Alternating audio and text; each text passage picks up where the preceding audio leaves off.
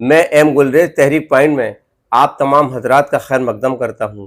ناظرین، اس موقع پر علامہ اقبال کا ایک شعر یاد آتا ہے کہ قوت فکر و عمل پہلے فنا ہوتی ہے، پھر کسی قوم کی شوکت پہ زوال آتا ہے۔ ناظرین، آج ہمارے درمیان مراد آباد سے تشریف لائے ہوئے ہیں کوثر حیات صاحب، جو کہ انڈین یونین مسلم لیگ کے قومی نائب صدر ہیں، اور وہ ڈاکٹر رانا صاحب کے در دولت پر تشریف فرما ہے، اور اس موقع پر کچھ چند سوالات لے کر کے میں ان کے روبرو ہوں۔ وہ اپنا تعارف آپ سے خود تو بنفس نفیس کرائیں تو وہ بہتر ہوگا۔ تو کوثر حیات صاحب، آپ ہمارے ناظرین کو اپنے بارے میں کچھ بتائیں، اس کے بعد میں پھر علی گڑھ تحریک پر چند سوالات میں آپ سے پوچھوں گا۔ میں تو یہی کہنا چاہوں گا کہ میں ایک لمبے عرصے سے ملی تحریک سے وابستہ رہا ہوں، اور خاص طور سے مسلم لیگ کے مختلف عہدوں پر میں نے کام کیا ہے، یو پی کے اندر اور آل انڈیا سطح پر، اور آج میں مسلم لیگ کا قومی نائب صدر ہوں اس وقت۔ تو اس کے تعلق سے میں برابر ملی معاملات میں سرگرم رہتا ہوں، اور اپنے ملی سوچ کو جہاں تک ہو سکتا ہے میں لوگوں تک پہنچانے کی کوشش کرتا ہوں، اور ایک دعوت بھی دیتا ہوں کہ موجودہ حالات میں وہ اس کو موجودہ حالات سے نمٹنے کے لیے ملی سوچ کو قائم کرنے کی کوشش کریں، اور تبھی ہم مسائل کو حل کر سکتے ہیں۔ اپنے مسائل کے رونے سے خالی کوئی فائدہ نہیں ہے، لیکن اگر ملی سوچ ہوگی، ہم بحیثیت مسلمان سوچیں گے جو پوری دنیا کی خیر و برکت کے لیے ضروری ہے، تبھی تمام مسائل حل ہوں گے، تبھی مسلمان بھی سرخرو ہوں گے اور دنیا کے اندر بھی امن و چین۔ اچھا کوثر حیات صاحب، جس پارٹی سے آپ کا تعلق ہے، میں سمجھتا ہوں کہ جب سے آپ کا شعور جو ہے، سیاسی شعور جو بالغ ہوا ہے، تب سے آپ مسلم لیگ میں کام کر رہے ہیں، اس کی فلاح بہبود کے لیے، ملت کے لیے، اور یہ بات تو کوئی بھی بلا تردد کہہ سکتا ہے کہ مسلم لیگ جو ہے وہ علی گڑھ تحریک کے بطن سے پیدا ہے۔ تو اس سلسلے میں علی گڑھ تحریک کو لے کر کے ایک سوال پہلا یہ ہے کہ آپ ہمارے ناظرین کو یہ بتائیں کہ علی گڑھ تحریک ہے کیا؟ آپ نے جو ایک لفظ استعمال کیا بہت صحیح کیا ہے کہ مسلم لیگ علی گڑھ تحریک کے بطن سے پیدا ہوئی ہے۔ دراصل مرحوم سر سید احمد خان نے جس طرح مسلمانوں کے درد کو لے کر اپنی بات شروع کی تھی، اس کو آج دوسرے انداز میں، دوسرے پیرائے میں بہت سے لوگ بیان کر رہے ہیں، اصل مسئلے کو چھپانے کی کوشش کر رہے ہیں۔ 1857 کے بعد جو مسلمانوں کا حال دیکھا سر سید احمد خان نے، جس طرح مسلمانوں کی بربادی دیکھی، مسلمانوں کی تباہی دیکھی، اور بحیثیت مسلم قوم جس طرح مسلمان ان کے سامنے برباد ہوئے، وہ سب دیکھا، وہ درد ان کے قلب میں بہت زبردست تھا، اس کا ان پہ بہت زبردست اثر ہوا، اور اسی کو لے کر انہوں نے ساری تحریک شروع کی تھی۔ دراصل سر سید احمد کی تحریک کہہ لیجئے یا علی گڑھ تحریک کہہ لیجئے، وہ ایک ملی تحریک تھی، ایک قومی تحریک تھی، اور مسلمانوں کو اس دنیا کے اندر سرخ روئی عطا کرنے کے لیے وہ تحریک شروع کی گئی تھی۔ اس کے مختلف پہلو تھے، اس میں ایک ایجوکیشن بھی ایک پہلو تھا، لیکن دوسرے پہلوؤں کو نظر انداز کر کے صرف یہ کہ صاحب ایجوکیشن کے نام کے پیچھے چھپ جانا کچھ لوگوں کا، وہ عافیت کا گوشہ تلاش کرنے کی مترادف ہے کہ عافیت کا گوشہ تلاش کرو، ایک ایسی بات کہہ دو سیدھی سیدھی جو سب کو اچھی لگے، اور اس کے چکر میں جو اصل علی گڑھ تحریک تھی اس کو دبا دیا گیا۔ جی علی گڑھ تحریک دراصل اسے آپ سید تحریک کہیں گے، علی گڑھ تحریک ہے، میں اس بار قدم بار بار وضاحت کر دوں، ایک ہی چیز ہے۔ تو علی گڑھ تحریک دراصل مسلمانوں کو اس ملک میں سرخ روئی دینا، ان کے مستقبل کا تحفظ، ان کے سیاسی مفادات کا تحفظ، یہ ساری چیزیں اس کے اندر شریک تھی، اور یہ وقتاً فوقتاً سر سید احمد خان نے ان چیزوں کا اظہار بھی کیا اپنی تقریروں میں، تحریروں میں، اور انہوں نے آخری وقت میں اپنی ایک تنظیم بھی بنا کر اس کا اظہار کیا، جو غالباً اس کا مسلم پروٹیکشن کچھ ایسا۔ اچھا، اس میں جو الطاف حسین حالی کی جو کتاب ہے حائز جاوید، اس میں تو لکھا ہوا ہے کہ سر سید علیہ الرحمٰن نے جو ہے دو جو ہیں سیاسی تنظیمیں بنائی تھی، ایک بنائی تھی اس کا نام تھا انڈین پیٹریوٹک ایسوسی ایشن، اور ایک تھی مومڈن ڈیفنس ایسوسیشن، ہاں یہ بنائی تھی. جب آپ نے جو فرمایا تو تب مجھے بات یاد آئی. تو ایک سوال یہ ہے کہ علی گڑھ تحریک کو سن 47 کے بعد سے اس کو جو ہے صرف تعلیمی تحریک کیوں نام دیا گیا؟ اس کو خالی ان چیزوں کو مائنس کیوں کر دیا گیا؟ اس کا جو پولیٹیکل عناصر تھے اس میں، وہ ایسی کیا وجہ تھی ایسی؟ نہیں، سن 47 اصل میں ہوا یہی ہے کہ سن 47 کے بعد مسلمانوں کی جو کریم تھی یہاں پر باقی رہ گئی تھی ہندوستان میں، انہوں نے عافیت کے گوشے تلاش کیے، اپنی جان بچانے کی کوشش کی ہر معاملے میں، اور اصل مسئلے سے راہ فرار، جسے ہم کہتے ہیں راہ فرار اختیار کی. وہ کوئی صحیح بات نہیں کہنا چاہتے تھے. جتنا بھی ایک قدم یہاں کریم رہی مسلمانوں کی سن 47 کے بعد، مسلمانوں کی تباہی اور بربادی کے ذمہ دار میں ان کو مانتا ہوں کہ انہوں نے اصل بات کہنے سے گریز کیا. اور سر سید تحریک کو بھی انہوں نے ایک طرح سے جان بوجھ کر ڈسٹورٹ کیا. ہاں غلط اسے کرم ڈسٹروائے کر دیا، اور اسے کرم دوسرے راہ پر لے گئے، اور اسے دوسری کرم راہ پر لگا دیا، اور اس کو اس کی غلط تشبیہ اور غلط تشریح اس کی. یہ اس کے ملزم ہیں جو سن 47 کے بعد یہاں کی کریم تھی، وہ اپنے ذاتی مفادات کے لیے کام کرتے رہے، یا ڈر اور خوف میں اتنا مبتلا ہو گئے کہ انہوں نے اصل تحریک کو بالکل نیست و نابود کر دیا. اصل تحریک تھی جو یہ تھی، وہ ملک کے مفاد میں بھی تھی، وہ اس ملک کے دوسرے فرقہ یعنی کیا نام غیر مسلموں کے بھی مفاد میں تھی، سب کے مفاد میں تھی. اور وہ یہ تھی کہ بھائی مسلمانوں کے ساتھ جو ایک طبقہ جو چاہتا تھا کہ مسلمانوں کے ساتھ کیا نام ہم مسلمانوں کو نمبر 2 کا شہری بنا کر رکھیں، یہ بات سر سید احمد خان بہت پہلے بھاپ چکے تھے.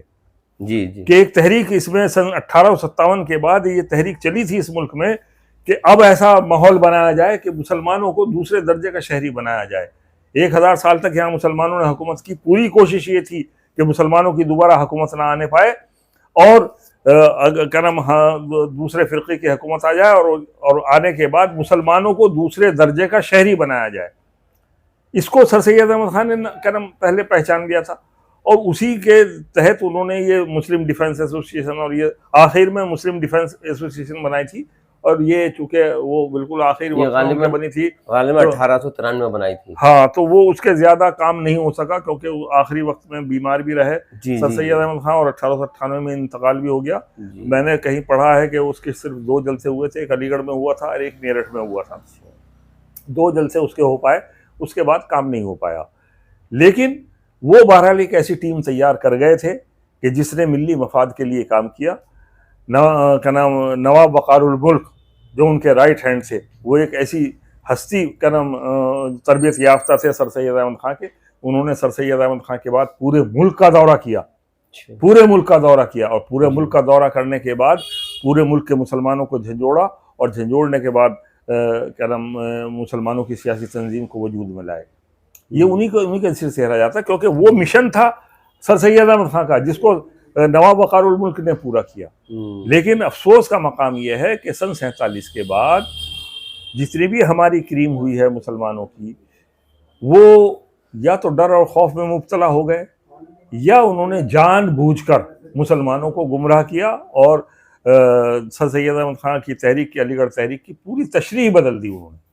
اس کے وہ ملزم ہیں، میں انہیں ملزم قرار دیتا ہوں، اس کے وہ مجرم قرار دیتا ہوں. اس کے مجرم ہیں کہ انہوں نے سر سید احمد خان کی تحریک کو نیست و نابود کر دیا، ختم کر دیا. اچھا کوثر صاحب، جہاں تک کہ میں نے سمجھا ہے علی گڑھ تحریک کو، سر سید نے علی گڑھ یونیورسٹی بنانے کا جو اس کا مقصد تھا سر سید کا، وہ خاص طور سے یہ تھا کہ یہاں سے لیڈر پیدا ہوں، پڑھے لکھے ہوں، ظاہر سی بات ہے تعلیم یافتہ ہوں گے تو وہ سیاست کو بھی سمجھیں گے، اور لیڈر پیدا ہوئے. اس کے بعد اس ملک کی جو سن 47 کے بعد میں اس ملک کا جو تقسیم ہوئی اور کیا ہوا وہ ایک الگ معاملہ ہے. لیکن سن 47 کے بعد سے علی گڑھ میں وہ مخلص اور خالص لیڈر پیدا نہ ہو پائے. شاید اسی لیے پیدا ہو پائے کہ بقول آپ کے ابھی جیسے آپ نے فرمایا کہ اس کو جو ہے غلط معنی پہنائے گئے علی گڑھ تحریک کو، اس کو وہ پولیٹیکل جو اس میں ایلیمنٹس ہیں ان کو ہٹا دیا گیا. اور یہی وجہ ہے کہ یہاں سے چند لوگوں چھوڑ کے بڑے بڑے پڑھے لکھے لوگ جو ہیں انہوں نے غلامی کی ہے. اور اس کے لیے میں ایک سوال یہ ہے، کیا غیروں کا جھنڈا اٹھانا، غیروں کی تنظیموں میں جانا علی گڑھ تحریک کے نزدیک کیسا ہے؟ دیکھیے، جو میں نے کہا نا کہ علی گڑھ تحریک کو نیست و نابود کر دیا گیا، सन 47 کے بعد تو خاص طور سے یہ کام دوسروں کے اشارے پر کیا گیا، جان بوجھ کر ایسے حالات پیدا کیے گئے اور کچھ لوگوں کو مقرر کیا گیا اس بات کے لیے کہ بھئی علی گڑھ تحریک کو کی تشریح بدل دو، اس کی تشبیہ بدل دو، بالکل اس کو دوسرے انداز میں پیش کرو. اور اس کا دوسرا پہلو بھی میں کہتا ہوں، بہت سے لوگوں کو شاید بری لگے گی کہ مولانا ابوالکلام آزاد کو مسلمانوں کے مسیحا کے طور پر پیش کیا گیا सन 47 کے بعد.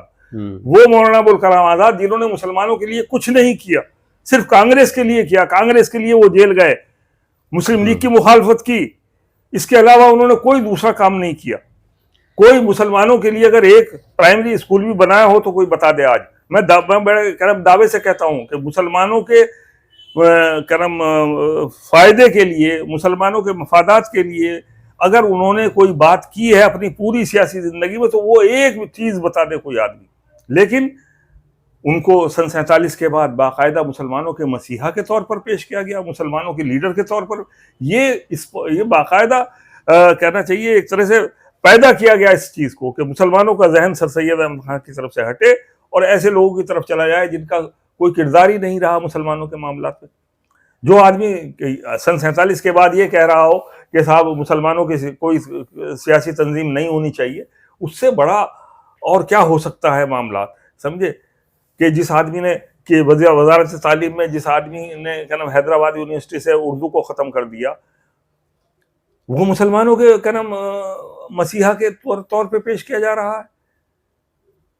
تو یہ سب چیزیں جو ہیں اصل میں یہ ایک سازش ہوئی ہے مسلمانوں کے خلاف، اور وہ سازش آج تک جاری ہے کہ دوسری بڑی سیاسی پارٹیاں جو اس ملک پر قبضہ کیے ہوئے ہیں وہ چند مسلمانوں کو قلم پیدا کرتے ہیں، چند مسلمانوں کو آگے لاتے ہیں اور انہیں مسلمانوں کے مسیحا کے طور پر پیش کرتے ہیں، مسلمانوں کے لیڈر کے طور پر پیش کرتے ہیں.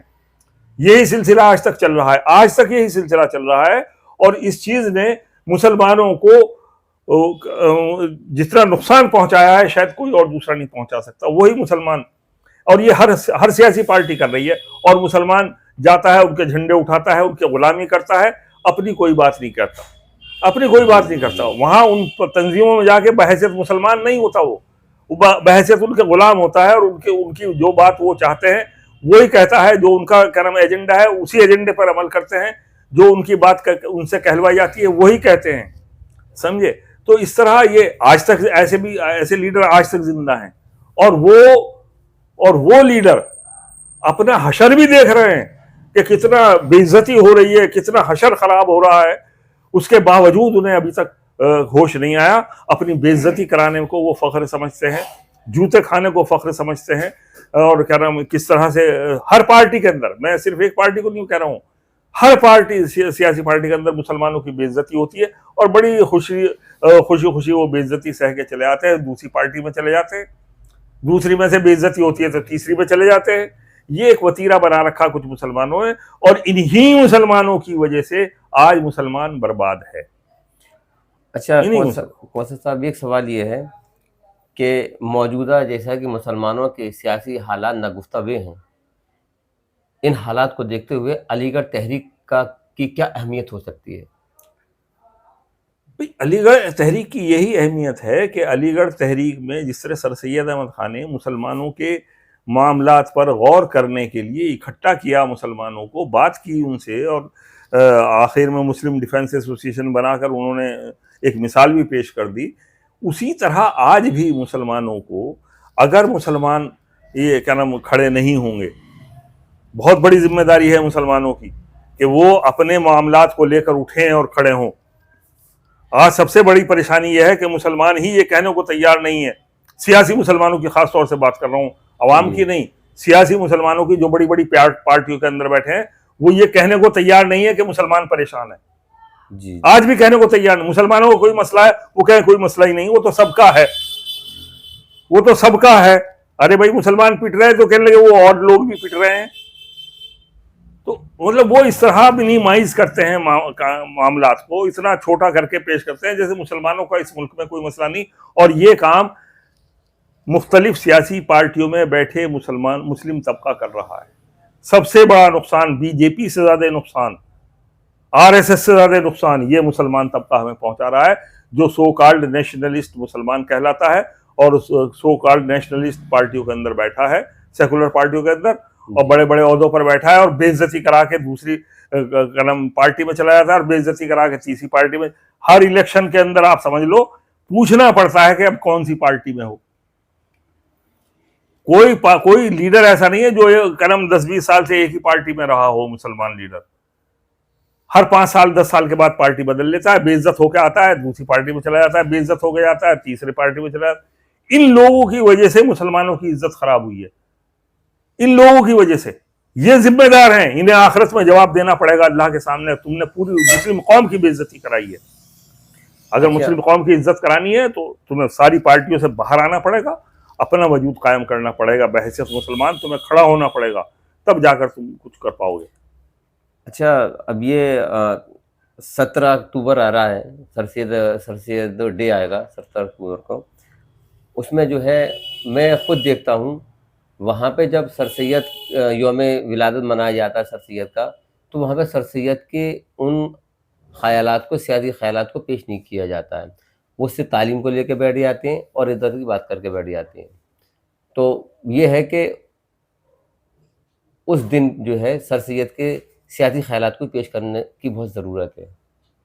इसमें क्या कहना चाहते हैं? नहीं तो ये जो तबका इस वक्त है, जो सन 47 के बाद पैदा हुआ, ख़ास तौर से, और हुकूमत की तरफ से भी उसे और मुख्तलिफ सियासी पार्टियों की तरफ से भी उसे सरपरस्ती मिलती रही है, ये तबका निहायत बुज़दिल और बिल्कुल डरा हुआ, सहमा हुआ है, और इसे कोई हिम्मत नहीं रखता किसी बात कहने की। ये हर बात से अपने पहलू सही करता है, अपने को बचाने की कोशिश करता है, और खैरियत से आफियत का गोशा तलाश करता है, ताकि हम एक तरफ हमारे ऊपर कोई उंगली ना उठाए और हम अपना ज़िंदगी से गुजार लें।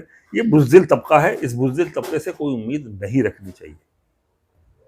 तो नाज़रीन, ये थे इंडियन यूनियन मुस्लिम लीग के कौमी नायब सदर कौसर हयात साहब, जो कि अलीगढ़ तहरीक पर रोशनी डाल रहे थे। नाज़रीन, इस मौके पर मैं आपसे ये कहना चाहूँगा उन नौजवानों से कि अलीगढ़ तहरीक को पढ़ने की बहुत ज़रूरत है। अलीगढ़ तहरीक को भी पढ़िए, क्योंकि जैसा कि अभी मौसूफ ने फरमाया कि अलीगढ़ तहरीक क्या थी और उस पर क्या पेश किया गया है, आप ईमानदारी के साथ अलीगढ़ तहरीक का मुताला कीजिए और उस पर अमल करने की कोशिश कीजिए। इंशाल्लाह फिर देखिएगा कि फूल खिलेंगे गुलशन गुलशन। नाज़रीन, अगर आप हमारे तहरीक पॉइंट चैनल पर नए हैं तो इसे सब्सक्राइब करें, शेयर करें और साथ ही अपनी कीमती मशवरों से हमें नवाजें। और इसके अलावा अगर आपको हमारी ये मिलनी कोशिशें पसंद आती हैं तो आप हस्ब तौफीक हमें सपोर्ट भी कर सकते हैं।